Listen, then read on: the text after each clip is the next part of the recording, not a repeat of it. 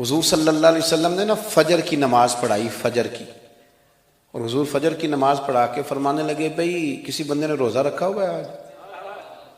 حضرت عمر کہتے ہیں رات کو میرا ارادہ تھا رکھوں، پر سویرے پھر میں نے گرا دیا، نہیں رکھا۔ حضور نے دوسری دفعہ پوچھا بھئی کسی نے روزہ رکھا ہے؟ تو حضرت صدیق اکبر نے ہاتھ کھڑا کیا، عرض کی یا رسول اللہ میں نے رکھا ہوا ہے۔ آپ حکم نہ دیتے تو نہ بتاتا، پر روزہ رکھنا بھی آپ نے توجہ دلائی ہے تو حکم بھی آپ کا بتاؤ تو بتا دیا۔ حضرت عمر کہتے ہیں حضور نے فجر کی نماز پڑھائی، فجر کی۔ دوسرا سوال پوچھا بھی کسی نے کسی بیمار کی تیمارداری کی ہے؟ تو حضرت عمر کہتے ہیں میں نے فٹافٹ عرض کی یا رسول اللہ ابھی تو نماز فجر پڑھی ہے، تو اب گھر جائیں گے تو تیمارداری کریں گے نا۔ تو حضور نے فرمایا عمر تو ذرا ٹھہر جانا، جلدی نہ کر، ٹھہر نا ذرا، رک تو صحیح۔ تو حضرت عمر فاروق رضی اللہ تعالیٰ عنہ فرماتے ہیں میں چپ کر گیا، حضور نے فرمایا بتاؤ بھی کسی نے تیمارداری کی ہے؟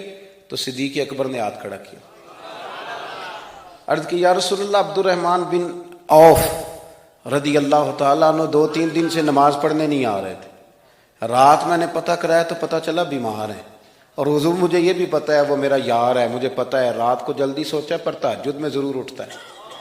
تو حضور میں بھی ذرا فجر کا وقت جلدی اٹھا ہوں تو فجر میں آنے سے پہلے عبد الرحمن ابن عوف کی تیمارداری کر کے آیا ہوں۔ حضرت عمر کہتے ہیں میں نہ ہلکا ہلکا ڈھیلا پڑ گیا۔ حضور نے تیسرا سوال پوچھا، فرمایا کسی نے کسی مسکین کو کھانا کھلایا ہے؟ کھانا کھلایا ہے کسی مسکین کو؟ حضرت سیدنا عمر فاروق کہتے ہیں میں نے پھر عرض کی، میں نے کہا یا رسول اللہ ابھی تو فجر پڑی ہے، گھر جائیں گے کوئی چیز لیں گے تو کھانا کھلائیں گے۔ تو حضور پھر مسکرائے، فرمایا عمر تو ذرا ٹھہر نہیں جاتا، ذرا ٹھہر نہ، ذرا نظارہ تو کرنا، گویا یہ شان صدیق اکبر کا جلسہ ہو رہا، ٹھہرنا۔ حضور نے پھر پوچھا بھی کسی نے کسی مسکین کو کھانا کھلایا ہے؟ تو حضرت عمر کہتے ہیں لوگ سارے دائیں بائیں دیکھ رہے تھے اور میں چپ کے ابو بکر کو دیکھ رہا تھا، کہ مجھے پتا تھا کہ بولنا اسی نہیں ہے، اور دل میرا کر رہا تھا کہ کہہ دوں دیو جناب جواب، دل میرا کر رہا تھا۔ وہ سمجھ گئے تھے کہ سونا راضی کن کاموں میں ہو، بھائی یہ نقطہ انہوں نے پا لیا تھا۔ حضور نے فرمایا بتاؤ کسی مسکین کو روٹی کھلائی ہے؟ تو جناب سیدنا صدیق اکبر نے ہاتھ کھڑا کیا، عرض کی یا رسول اللہ سویرے اٹھا ہوں تو چھوٹا بیٹا بھی اٹھ گیا تھا، اور میرے وضو کرتے سنت پڑھتے ماں سے کہنے لگا بھوک لگ رہی ہے، تو ماں نے 2 روٹیاں بھی پکا دیں۔ تو حضور ایک اس نے کھائی، دوسری اس کے ہاتھ میں تھی۔ جب ہم نکلے ہیں نا گھر سے تو دروازے پہ ایک فقیر کھڑا تھا، مسکین کھڑا تھا، کہہ رہا تھا رات سے بھوکا ہوں، کوئی دروازہ کھلنے کا انتظار کر رہا تھا، ابو بکر سب سے پہلے تیرا ہی کھلا ہے۔ تو حضور میں نا اس مسکین کو ایک روٹی کھلا کے آیا ہوں۔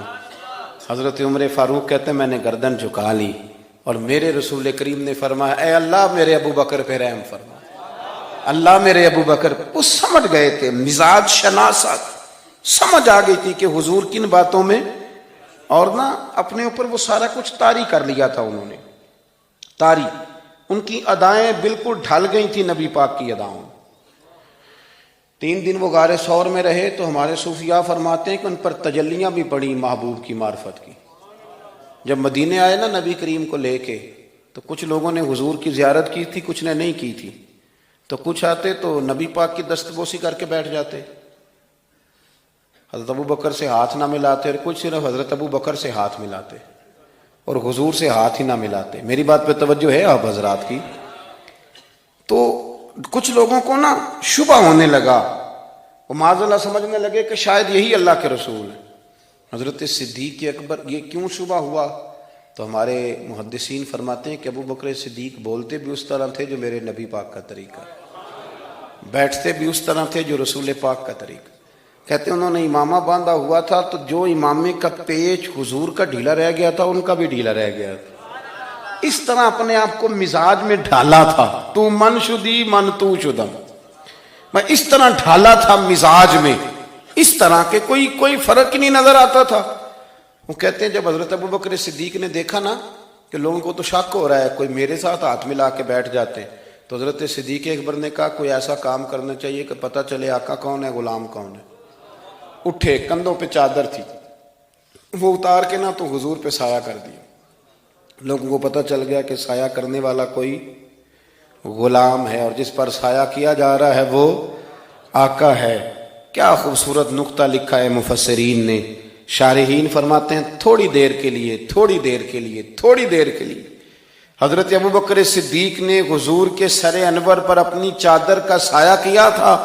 اللہ کے رسول نے احسان کا بدلہ یہ دیا، نیکی کا بدلہ یہ دیا کہ قیامت تک ان کی قبر پر اپنے گنبد کا سایہ فرما دیا، قیامت تک گنبد کا سایہ کر دیا۔